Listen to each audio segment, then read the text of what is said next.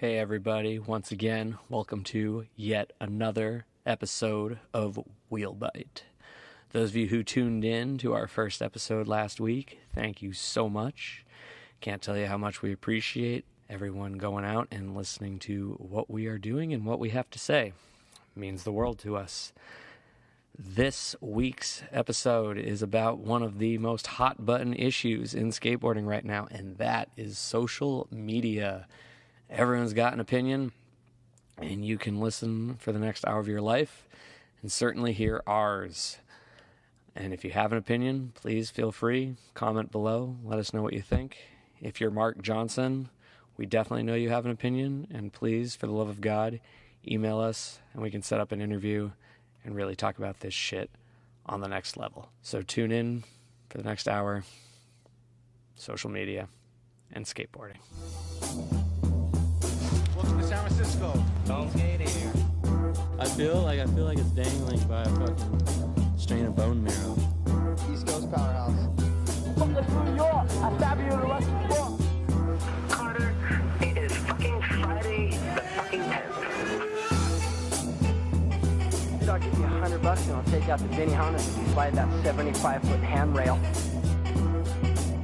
I especially like the flip of the board.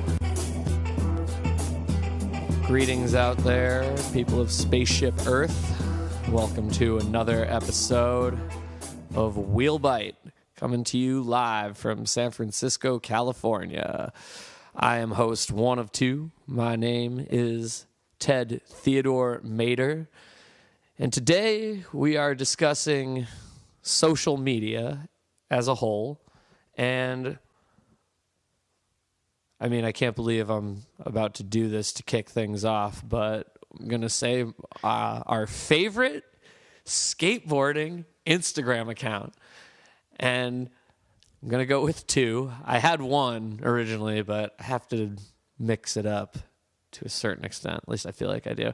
But my number one is Dead Hippie, Mackenzie Eisenhower from Transworld. That dude is always putting on the dopest old pictures, complete with all this information about them. It's a nerd's wet dream. And when I get bored at work, admittedly, I will just spend a good 30 minutes scrolling through it and looking at old photos.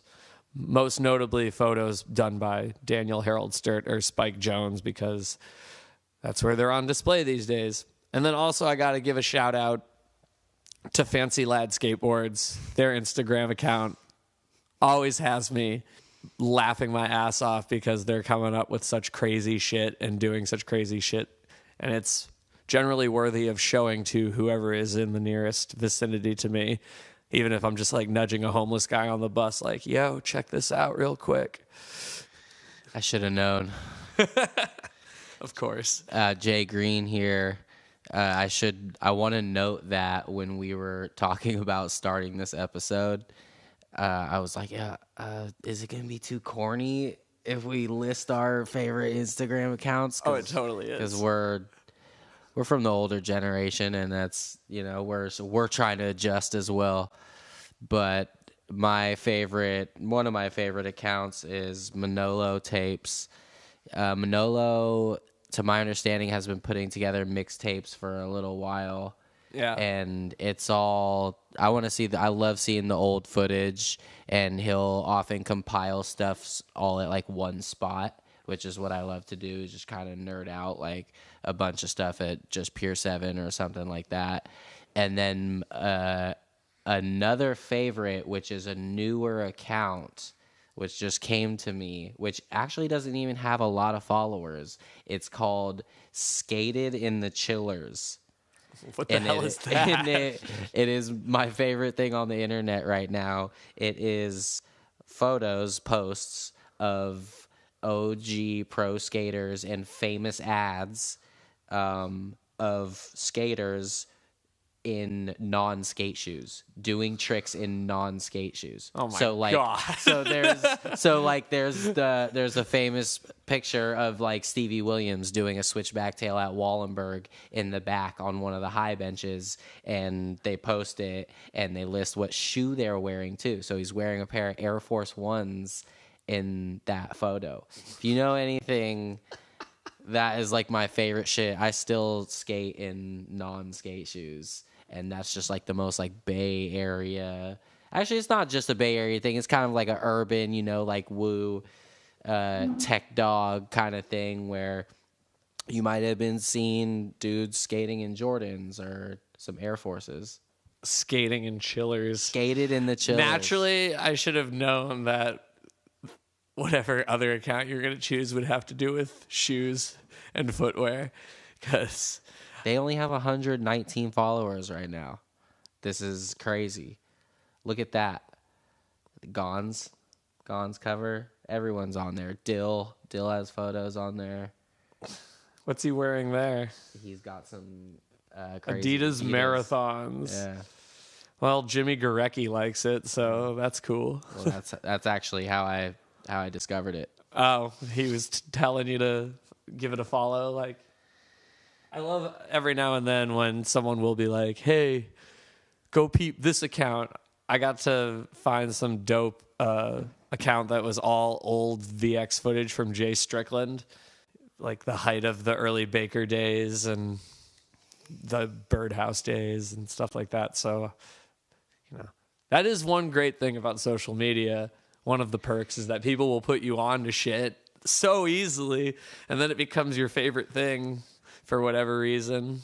It definitely hits a spot with the nostalgia of just finding something like that, like the Skated in the Chillers page. That just like lit up my whole world. Like, are you kidding me? I can't believe I didn't think of that first. And I mean, even outside of skateboarding, I feel like all social media in general is this recycled nostalgia thing. I mean, that's why with something like Facebook and everything, it's like, look what happened 1 year ago on this day. You were tagged in this photo, and it makes things of the not so distant past nostalgic. But with skateboarding, now there's so much of it that is super nostalgic, and there's so much ground to cover. That's why people like Dead Hippie and Cool Mo Leo and stuff like that can exist, because there's so much content and they have all these followers just from skaters and people who used to skate who still hold those times near and dear to their heart. And there's just so much to put out there, and social media makes it like a wide open market. And that's why net neutrality sucks. Well, I have your attention for 5 seconds, because net neutrality is going to fuck all that up and get rid of a free internet. So call your Congress people and your senators. That is certainly the good, I'd say, is kind of that nostalgia part of it. We're going with kind of a good, bad, and the ugly theme for this episode of social media here. And as we're talking about the old stuff, the nostalgia, the old photos and clips that we all love seeing and kind of geek out on, I love that side of social media. Oh, me too. It's so great. It. It's such a good tool for education in terms of that side of things. You get to see so many photos that probably haven't really seen much of the light of day since their time in the magazines, which, magazines have such a shelf life because, first of all, they're not built to last forever. They fall apart easily. They rip, whatever. But all that stuff has been digitally stored in the Trans World or Thrasher offices somewhere. They have old prints, so there are always people who have access to that stuff that will be able to put that on the internet so that you can see it. I mean, I like the idea of it being a history lesson. Obviously, the internet and social media is a young man's game, a young person's game, but I like the idea of you always hear the OG perspective of, oh, these kids nowadays, they don't know, blah, blah, blah, this and that. I actually do see a lot. I follow some younger kids, and I follow a lot of the older OGs too. And I do see a lot nowadays, like some younger kid who's coming up, who's getting flowed or sponsored, comment on like an old Carl Watson photo or something like that. So I guess I kind of like the idea of this younger generation.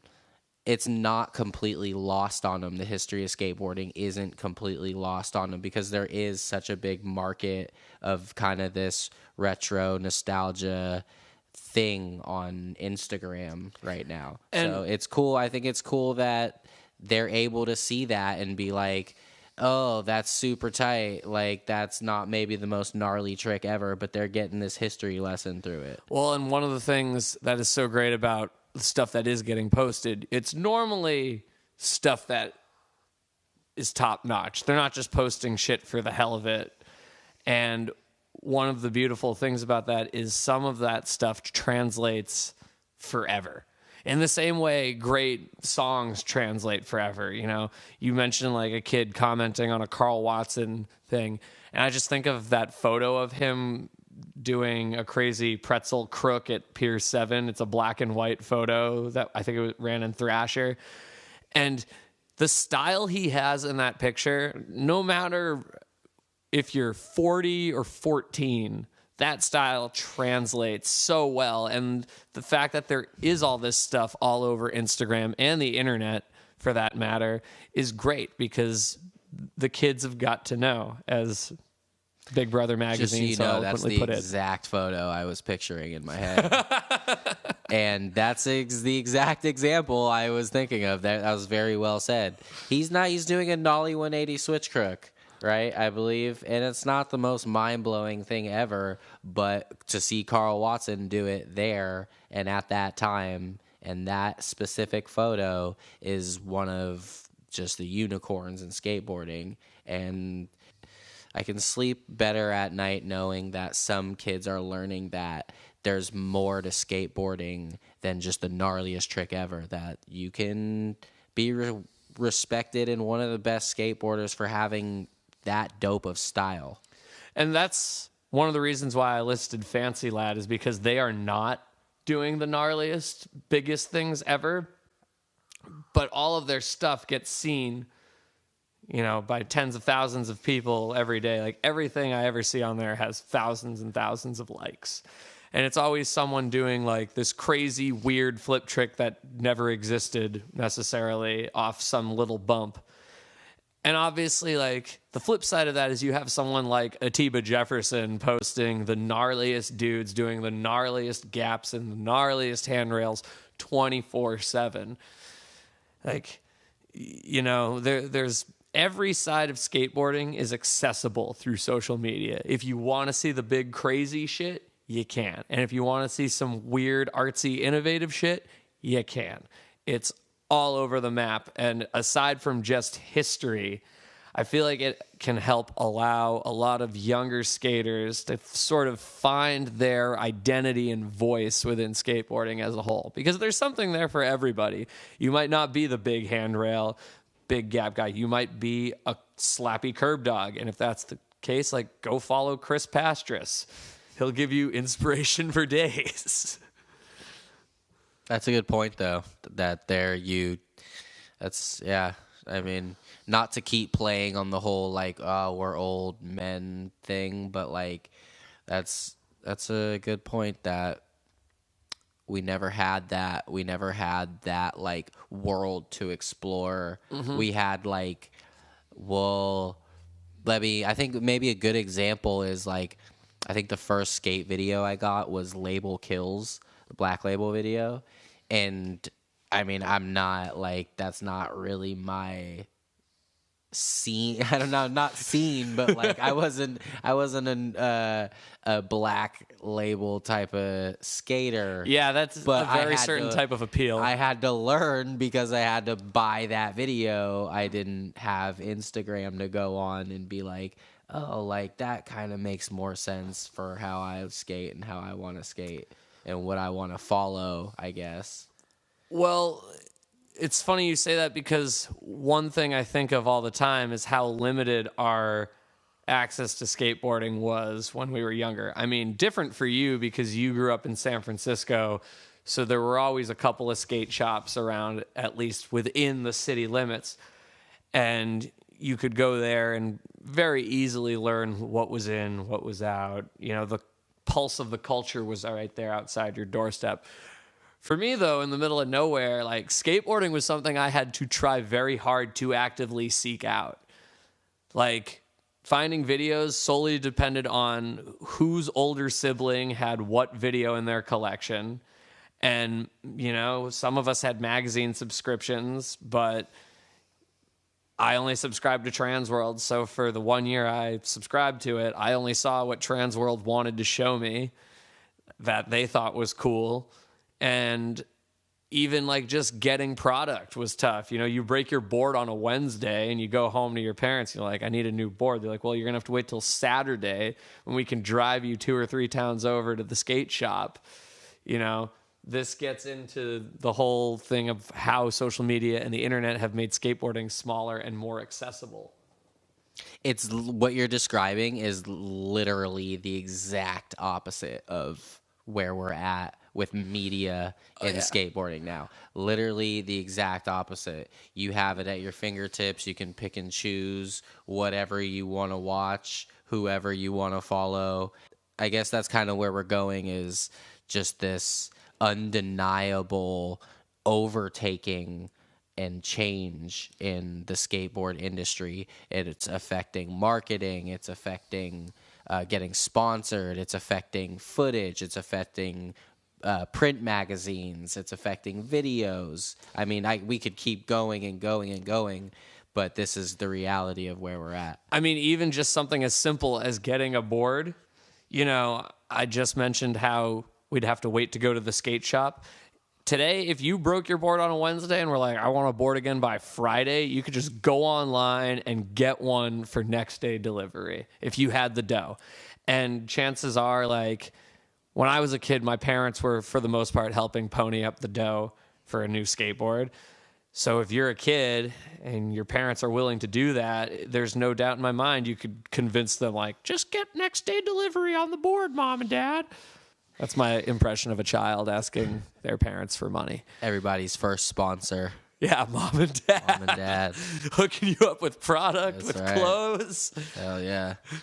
But yeah, I mean, it's changed how we get and see everything. I have a friend who is way older than me, and he'll send me stuff all the time that I didn't even see on social media.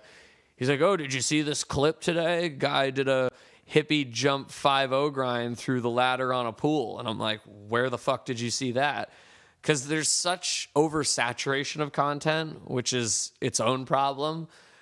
To like truly see the best of the internet, I don't even know where you could turn to in that situation. But I have to ask this guy, like, where did you see this groundbreaking clip that I want to now view? It's super hard to keep track of it all, and it kind of all can get lost in the shuffle with such ease. That's yeah, totally. I don't follow on Instagram probably all of the accounts I want to because of that.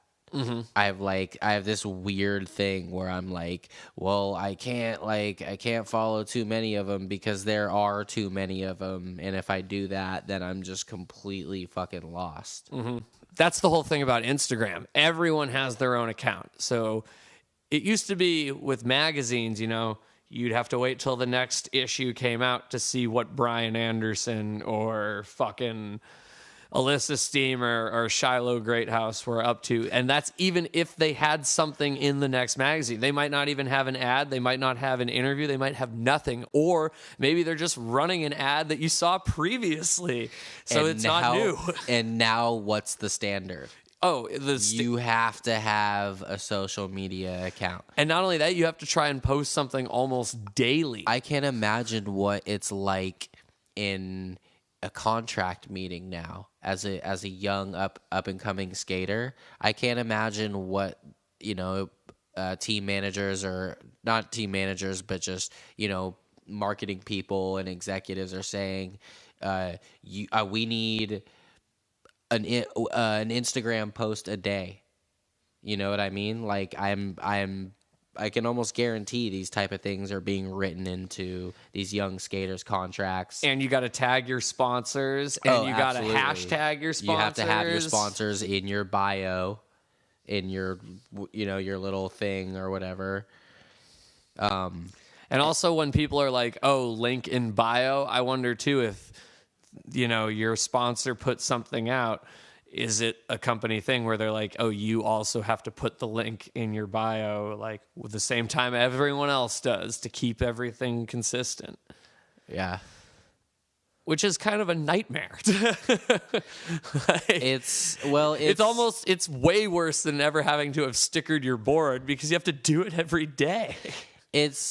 I don't know. I don't like it. It is a nightmare in, I guess, in what's being pushed behind it and whatever the product may be. But as far as marketing and the shift that it's taken, I don't know if I almost maybe like it more. I almost rather see like a dope commercial on Instagram as like a clip.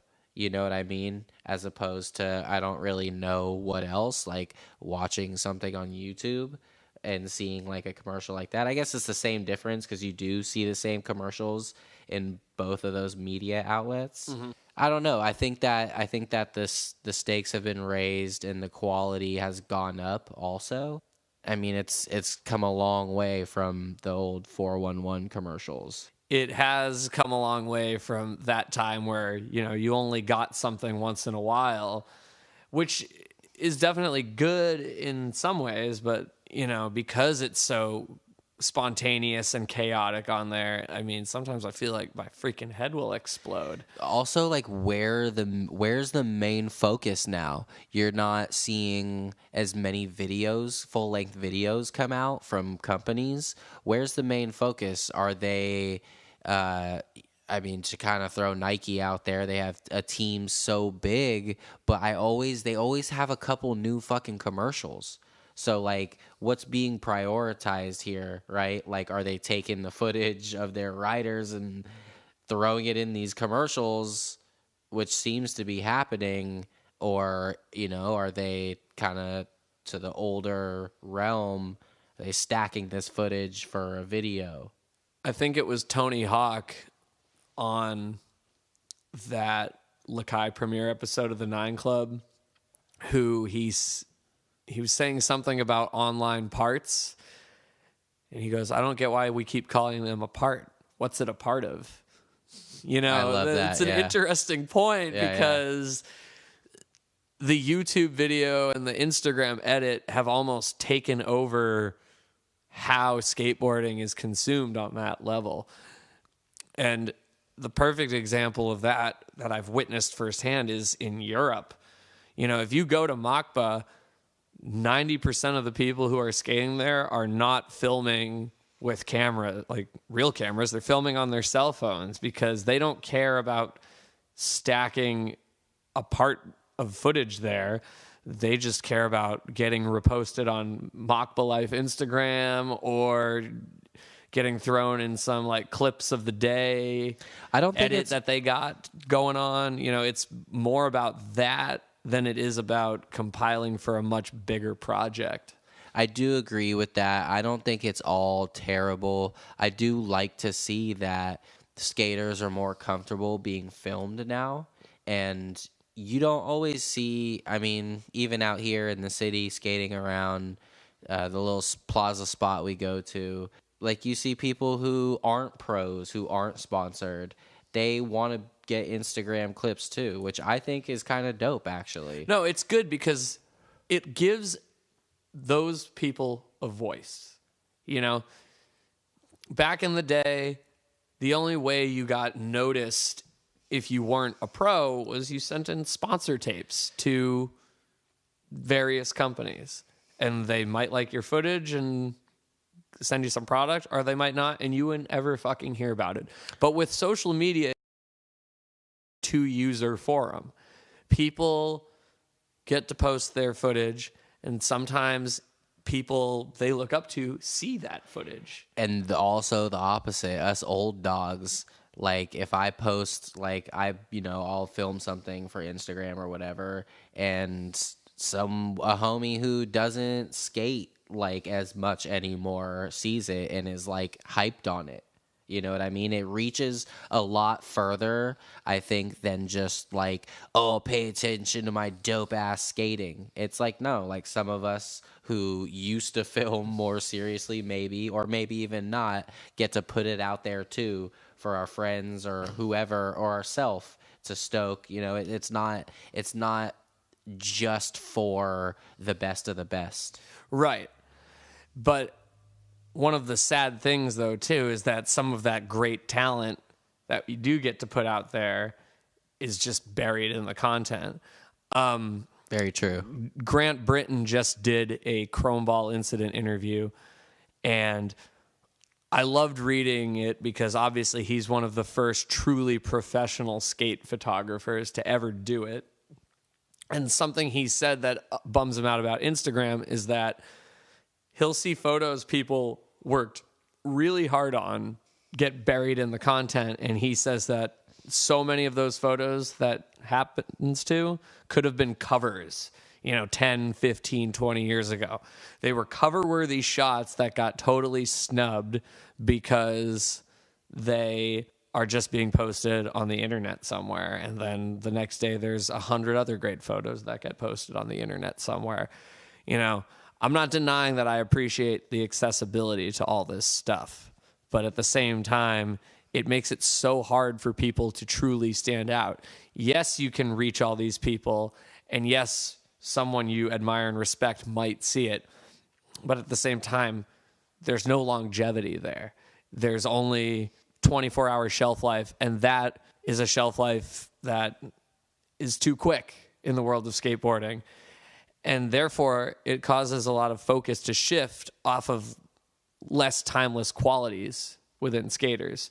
Like we talked about that Carl Watson photo that's like 20 years old now, if not more, and how that kind of picture will transcend generations because it just screams out with style. But at the same time, nothing new can really gain that longevity because there's no platform necessarily for it. You see it and it's gone. Yeah, exactly. It's so quick. And also with like the bangers, like with the big footage, like one that comes to mind is the Fakey Trey switch nose manny that Kelly Hart did on the Santa Monica stage, which was the end. That's the gnarliest trick done on that, and that is the ender. Should be an ender of a video part or whatever it is, and the crazy thing is, which again, like, I guess there's kind of a common theme already in this episode, which is like the good and the bad of everything, and I can't fully hate on it because there actually is going to be more eyes on the trick on social media than there would be in a full-length video. So I can't really fault someone for, I don't know, maybe seeking that immediate, satisfaction or gratification on Instagram or on the internet, as opposed to like, well, I'm going to hold on to this thing for, I don't know, a couple years or a couple months, and it still may leak on Instagram also. You know what I mean? Like, putting it on Instagram, it's literally going to reach hundreds of thousands, if not millions of people instantly, and kind of waiting out for that big full-length, shebang is, I kind of understand it. However, I do agree with that. It has watered down a lot of the good. Absolutely.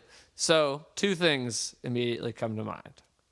One, it's funny you bring up Kelly Hart's trick because on the newest episode of the 9 Club, Bill Strobeck asked Chris Roberts why they didn't have Kelly's trick playing on loop in the background. Yes. And Chris said, I don't like to talk about it, but Kelly defended saying, oh, well, it was only filmed on a cell phone. But at this point, Everything's filmed on a cell phone. There was a video that came out a couple years ago, The Boys of Summer, and that was entirely filmed on a cell phone. That was the fucking point of it. A new iPhone camera video shot now is going to look better than most like VX footage. Absolutely. Like for real. The second thing that comes to mind, though, is this quote Jamie Thomas had. He was explaining how Dane Berman once told him that he thought he could hard flip El Toro, which is absurd. But Jamie was like, yeah, there's $1,000 on the table if you ever hard flip El Toro. And his logic for that was, that's an investment right there, because if someone hard flips El Toro, that is a selling point for your whole video. And he's right. He's absolutely right. And that's why I think your whole thing coming in with like how the best of the best gets lost in the shuffle. Because if it were to come out in a video, if Kelly Hart's trick had been in some full-length video, we'd all have heard about it. There would have been all this backlash in the sense that, well, maybe backlash is the wrong word, but like there would have been this hype that Kelly Hart did this groundbreaking trick for this new video, just like there was on Instagram. The only difference is that they put it out on Instagram first. Had he held on to it, and then once whatever full length came out with it in it was being promoted on Instagram, that trick would have been seen around the world. I think of the Call Me 917 video that came out last year because I didn't see it until a bunch of people started posting that clip of like Alex Olsen doing the huge no comply flip, like sex change thing. He does it like over this big dirt gap, and one of our friends, Corey, actually posted it online first, and then I started to see other people posting it, and I thought, okay, maybe I need to check this video out because this clip alone is fucking groundbreaking. You know, if you put out a video part in an actual DVD release and that one clip is that good, it'll still get posted to social media like crazy. The question really is, how long can you wait to put it out there? And that's where we get into the reef debate. Go for it. So, not sure if anyone out there listening knows this story per se, but It's from when we're recording this. It's been a little while now. maybe like a year and a half from when it actually happened. Yeah. But the issue at hand here was that there was this unknown skater at the time from Atlanta. Relatively unknown. Right, he not completely nobody. But not like he's not am or pro. Yeah, at the time. He was coming out from Atlanta to film a trick at the Wilshire Stairs, which is a really famous spot. Everyone used to hit that handrail back in the day and do tricks over the handrail and over the stairs. It was very popular in the early 2000s until about 6 or 7 years ago now, when they put a bunch of yellow poles at the foot of the stairs so people could no longer do tricks over it.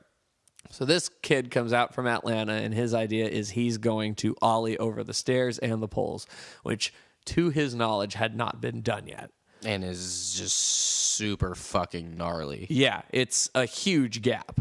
I couldn't even understand how someone would want to try that. But he did. He wanted to step to it, and he flew all the way out to Los Angeles from Atlanta, and he did it fairly quickly, and he was pretty hyped. And, of course, this led to, he had a few more days in LA skating around. This led to them telling other people in the area that he had done it. But word on the street was that Clint Walker had done it. He had ollied it first. So, just to backtrack a tiny bit, the kid Sharif, he did it, and he filmed it with a cell phone. Oh, he filmed that part. I did not realize it was filmed on a cell phone. I thought it was filmed for his video part. I remember him saying that they were working on a video for the shop that he skated for. Possibly, but the clip, the whole big thing was that the clip went straight to Instagram. Well, not at first. They were sitting on it at first. They had just shown people it. And then people started to say Clint Walker did it already, but they're not releasing it. Right, because he had it for his birdhouse video. So what ended up happening was a day or two later, he got a phone call from Clint Walker, who basically said to him, "Don't post that footage. We'll buy you out." Right. But he thought about it for a day or so, and his decision ultimately was he respected Clint Walker calling him up to say something, but he didn't really care. He was going to post his footage. They weren't going to buy him out, and there was nothing that they could do about it. So it went straight to Instagram, and then this naturally prompted everyone in the entire collective skateboarding world to ask, is your Instagram account more important than shit going into a full-length video or being published in a magazine? Because you do have to sit on it. This isn't the first time that kind of thing has happened. One of the big rails Chad Muska did back in the day, he was pissed when he got kicked off Toy Machine because Adam McNatt ended up doing it and getting it publicized first.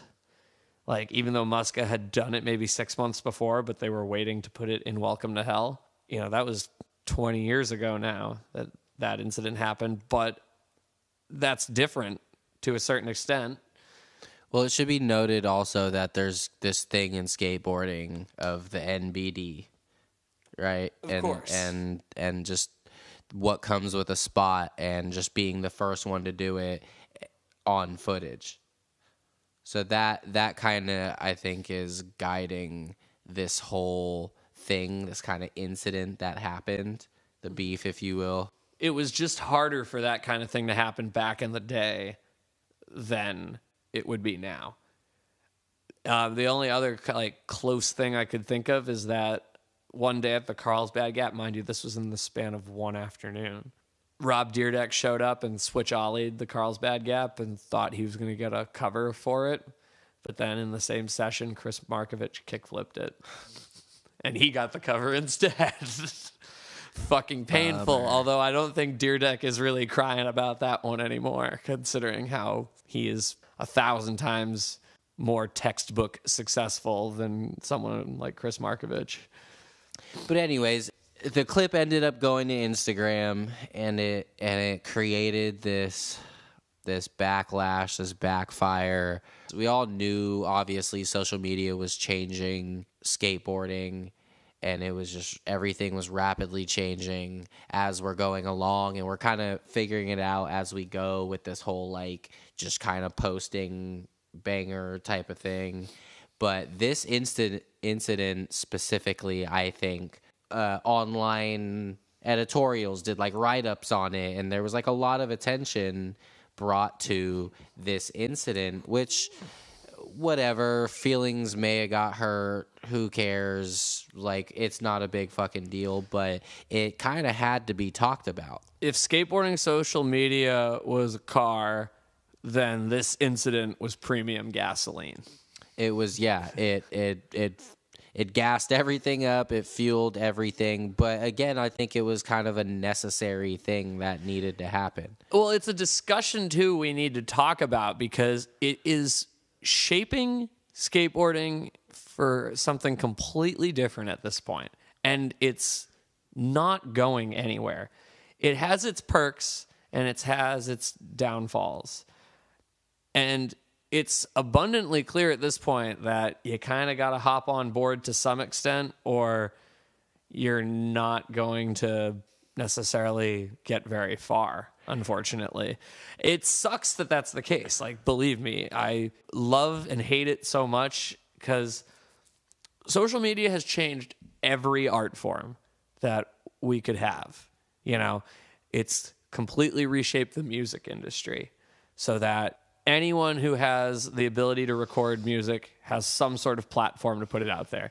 It's changed movies in the sense that you can put your own content on YouTube, whether it be a little web series, whether you want to do a weird full-length movie, whether you even want to bring an old movie back from the dead, like something that was made in the 70s and forgotten about, you have that platform as well. But Instagram and social media have changed skateboarding in a way that some other art forms haven't really caught up to yet, especially with Instagram. Like, it has become the most standard thing in skateboarding media.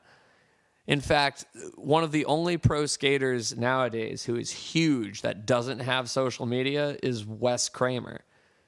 And it fascinates me that he doesn't have a smartphone and doesn't have an Instagram account and still perseveres, but he has one of those talents that is undeniable. He's found that, I don't even know, it's not even a middle ground or a gray area, because he's addressed it in interviews. Absolutely. It's a huge deal. And I'm sure, again, like to what I said earlier, that he's gotten some pressure from some sponsors. Mm-hmm.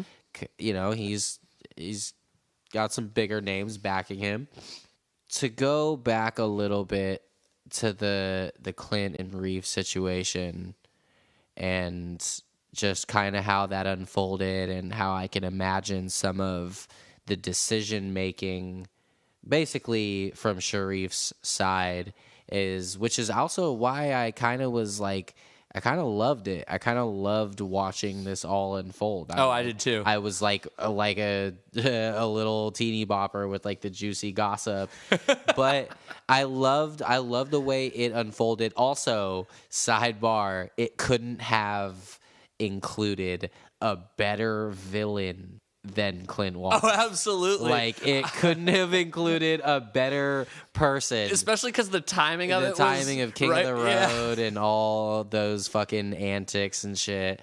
But anyways, my point being, for me, it kind of sealed the deal in making him out to be that villain. Kind of, like, yeah. I was always on the fence about it, and then that happened. I was like, all right, it's official. This guy's a fucking dick. Point being is that I think that's actually, I don't know, I guess depending on who you side with in this situation, I think that's kind of the beauty of social media and the Instagram thing, is because it's not really up to anyone except for the parties that did it.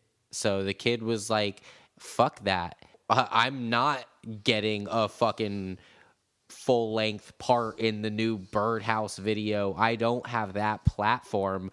Fuck that. I'm putting this shit on Instagram because me ollieing this is a really big deal, and I'm gonna get a lot of eyes on me. Absolutely. And he was able to make that decision, and I think that was fully within his rights. I don't think that it was foul. I think that it was a sticky situation, and I would understand if I was in the same spot and I had a trick, whatever. But also, like, black and white, if he did it and he felt like putting it on social media, he had that right, and he did it.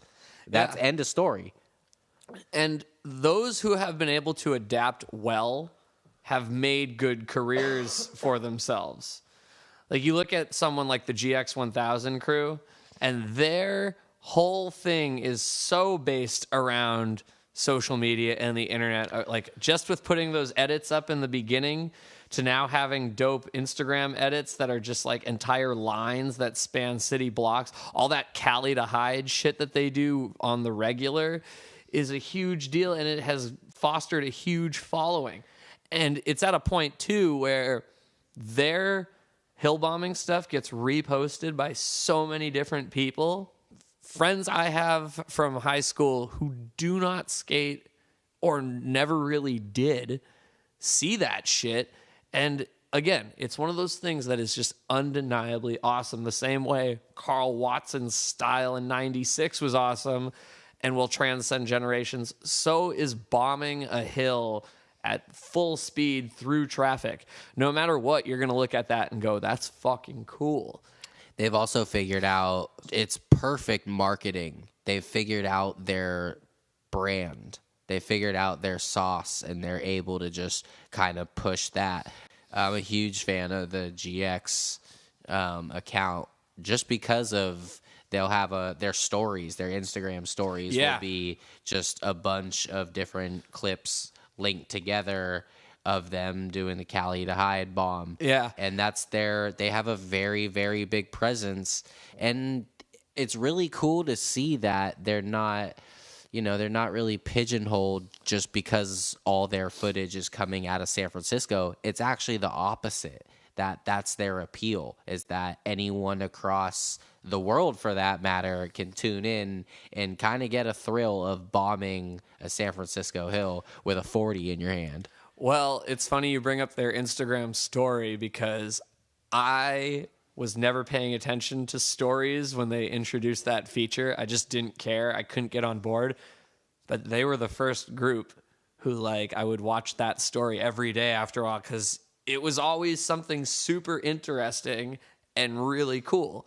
Whether they were bombing a hill or whether they were in some sketchy back alley. And, obviously living in San Francisco, I knew where half that shit was and would always be like, oh, I can't believe they're at that spot today. I know where that is. I can't believe someone's stepping to that right now.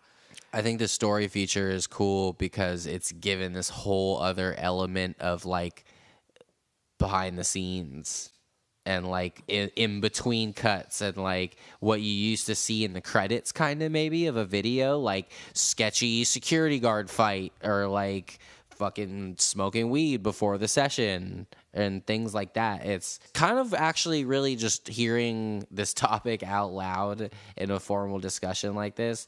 It's fucking Instagram is made for skateboarding. It's absolutely. crazy. That's why I think skateboarding adapted to it so well. And I like what you said about adapting. So the most successful people have been able to kind of adapt to this changing thing.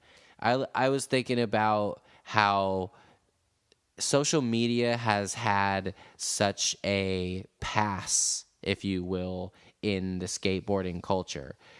There are a lot of older skaters, and I don't know if you even want to call them the core skaters or the soul skaters, whatever kind of dumb shit you want to label them as, feel that social media may not have a place in it and that it's killing the video part and that why does everything need to be documented? What happened to just going out and having a good time without pointing cameras at the skateboarding?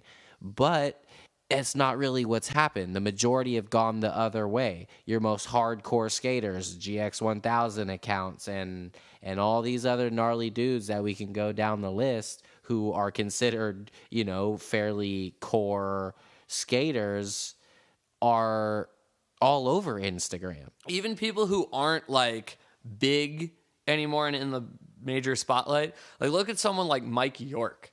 Mike York has a great little Instagram account that shows he's still out there skating all the time. He's still putting in the work, and he'll go to the park and do crazy little maneuvers or do cool little slappy curb sessions. Same with someone like Chris Pastris or something. It shows they're out there doing their thing, and they are some of the more core people to have ever done it, but they understand their niche, and they just broadcast it to the world. And the best skateboarding Instagram account out there, in my opinion, Chico Brenes. Oh my God. You want to talk about a resurgence in someone's career and how this guy has been able to use social media and Instagram. Just everyone take notes. All you salty old man, salty ass skaters out there. Like for real, if you ever hear this, just fucking take note. He's having fun. He's enjoying it, and he's found this way to give his career a whole new life, and all of us fucking love it. Well, it's so awesome that you bring that up because my friend who will send me random things like, oh, go to this Instagram account and check their last post. I'm going to give him a shout out right now. Shout out to you, Sebastian Graves. He is of the opinion that Chico should win Skater of the Year solely based on his Instagram footage because it's that fucking good.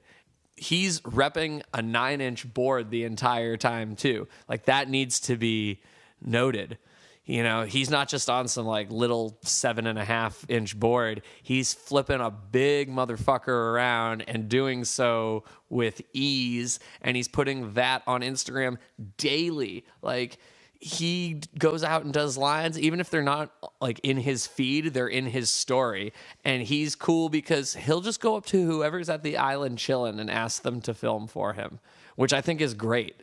You know, he's a man of the community and is willing to get anyone who wants to be involved in broadcasting that to the world. He's totally just flipped it. He's flipped it again with the way it's just all pure fun and love, and just it's not too serious, because filming for social media has become its whole own beast. Because you do see people, I saw plenty of people in Spain at Macba screaming and throwing tantrums because they couldn't successfully land their Instagram line, you know? And you don't see that from a guy like Chico's account, you know? Or at least it doesn't seem like he's putting a lot of stress and strain into how he's kind of cultivating this page. No, not at all. And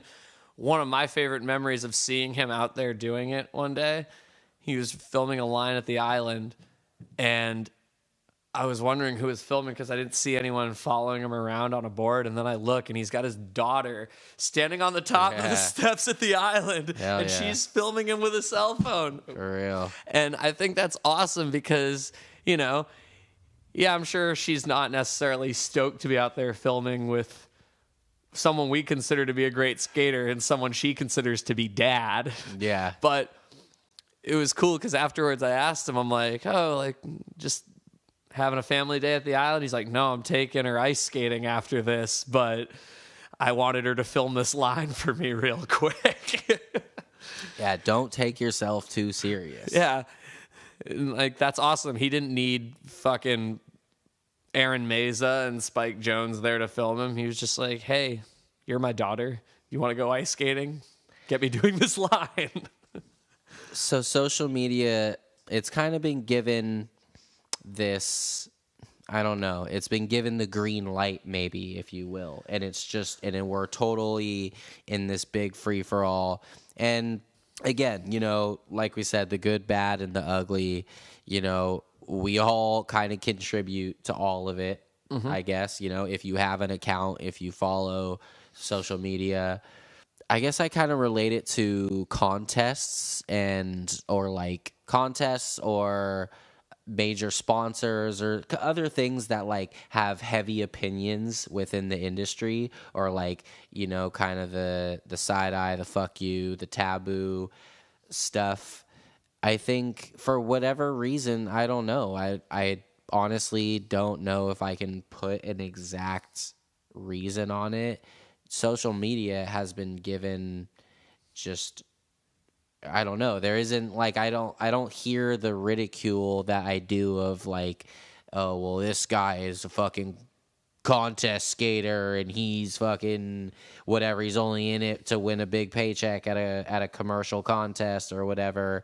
No, like everyone is on Instagram. It's the contest skaters, the street skaters. Actually, one of the most another account I love, which I always thought was the most crusty, hardcore, like San Francisco, gnarly skate following, was Low Card. Low Card has a really, really good account, and that's just like, that's a really great example of how an underground company who kind of still has like a fuck you, crusty skater edge to it, has like totally adapted to this changing social media world. I think those who don't want to adapt to it are living in a world of nostalgic denial.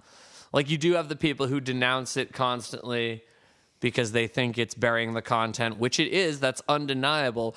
But it's also undeniable how much Instagram is putting shit out there to the masses.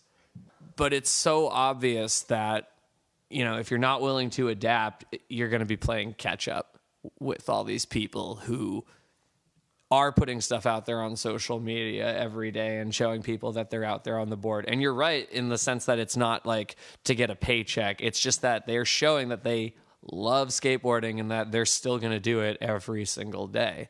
And bottom line is, we're all fans. Mm-hmm. We're all fans, and we love to see it. I don't care who you are. You like to see good footage. You like to see dope shit. Yeah.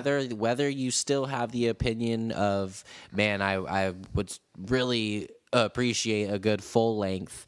You can't deny that. You know, it's almost like the car wreck that you can't look away from. Like, you can't deny that you want to see good shit coming out of the skateboard world. And I mean, even as a photographer, you know, the same way that something like Napster or Bandcamp changed the scope of music and how you could put music out there into the world, there's the same appeal with something like Instagram being able to put like the photos that I take out in the world.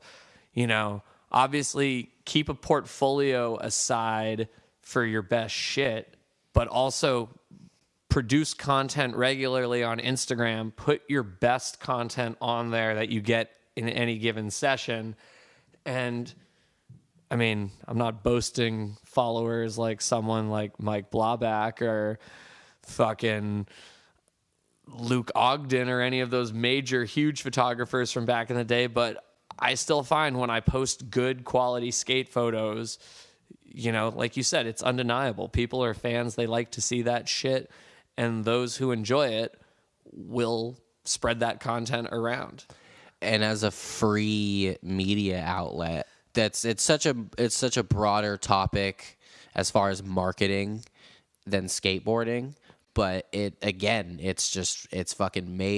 made for skateboarding, because any old person out there can put their footage on the internet, can tag their favorite sponsors, can tag their favorite skaters, can hashtag whatever it may be, that geotagged a location, and it's this ultimate sponsor me tape, if you will. You're seeing the death of the sponsor me tape through social media, and being able to just spew all your footy immediately out for the world to see. Well, I remember at one point coming from the local level of things, maybe 3 or 4 years ago now, San Francisco local favorite Adrian Williams had this clip where on the 3 Up 3 Down, that clip got reposted by so many pros. And like, you know, at the time, Adrian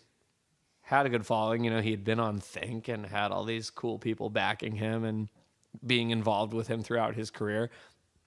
But that moment right there where all of a sudden, like, the local favorite is being reposted by all these things that I know way more than just the locals follow was insane to me. And that just proves how the social media thing is good for the small fish in the huge pond.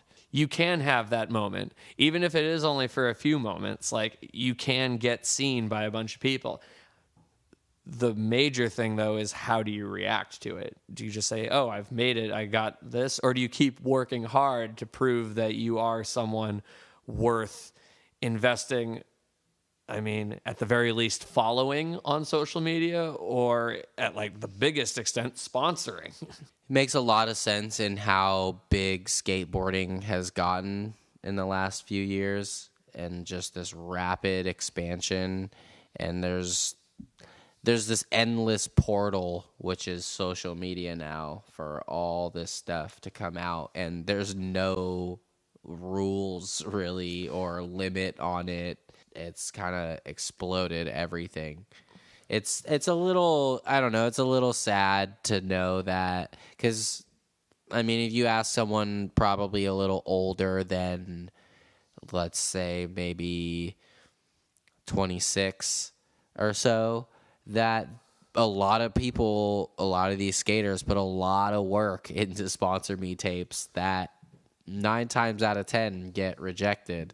You know, so does it make it easier on a skater to get sponsored?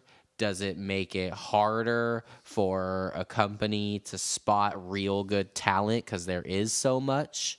You know what I mean? I don't, again, like, it's not going anywhere. It's only going to get crazier. I don't know. Like, how do you pick and choose, I guess? That kind of stuff is all going to be figured out over time. We've only seen the short-term effects of what this has had on the skateboarding industry. And the same way that the home camcorder changed skateboarding in the late 80s, social media is going to change it for this generation. In a couple of years, I think we'll see the bigger scope and the bigger picture, especially as maybe certain riders start to show that they were just a flash in the pan, or that maybe companies were simply social media hype and they couldn't withstand the bigger market. That stuff's all going to solve itself. And then by that point, technology will probably have unveiled the next big shift, whatever that may be. That's not coming anytime soon. No, it'll be a few years at least. And we'll see what happens. But I mean, we didn't see this coming. We didn't see it coming, and then all of a sudden it's this. I appreciate it a lot. It's as I've gotten older and going into my 30s, it has kept a certain interest in skateboarding for me, and it has totally given me a chance to follow the culture as I've gotten older and find things that motivate me to keep my, like, I love skateboarding, but we all know as you get older, life happens, and it's not the easiest thing to be 100% involved in. And Instagram and social media has really done us getting older folks, I think, a solid in being able to tap in with a Chico Brenes and being like, damn, he's still skating, and the resurgence of Brian Wenning and seeing some of his footage, and just like, we've never had that before. We were never able to follow our old favorite pros as they kind of dwindled away from skateboarding. But, there's something they say on the 9 Club a lot, which I actually like when they have the older folks on, is we just want to see you skate. They tell people, we just want to see you skate. I don't need to see another groundbreaking Brian Wenning part. I'd love it, but I just want to see the guy skate. I just want to see Chico skate. You know what I mean? And social media has absolutely provided this, I guess, just this whole other platform of inspiration and interest and content. Well, that's one of the beautiful things about skateboarding and the nostalgia of the internet, because we're learning in the past 10 years, as certain things keep coming out and keep existing, that the shelf life of skateboarders now is a lot longer than, say, someone on a baseball or a basketball team. Like, how many of your favorite sports athletes from when you were a kid can you say you know what they're doing today? Right. Yeah. Probably very few. My favorite zero. baseball player when I was a kid was Mo Vaughn. He was a big, fat black dude on the Red Sox, and I saw him break a bat on live television as a kid, and it blew my fucking mind. Could I tell you what he's doing now? No, I don't have a fucking clue. I'd have to really dig on the internet. I couldn't just go on Instagram and figure it out. But Chico went surfing this morning. Yeah, exactly. I know Chico Brenes went surfing and then got a kick-ass line at the island. Yeah. So, there's something to be said about how it keeps us involved. It's not going anywhere. And we should embrace it, but also not rely on it. Yeah. For me personally, I've taken a lot. I think there's a lot of good that it's providing, and again, it's fucking objective. It's everyone's opinion ultimately, but I can't help but think that it's really only provided progression and a cool new outlet for this little world that we have. Yeah, so keep posting and keep the content interesting.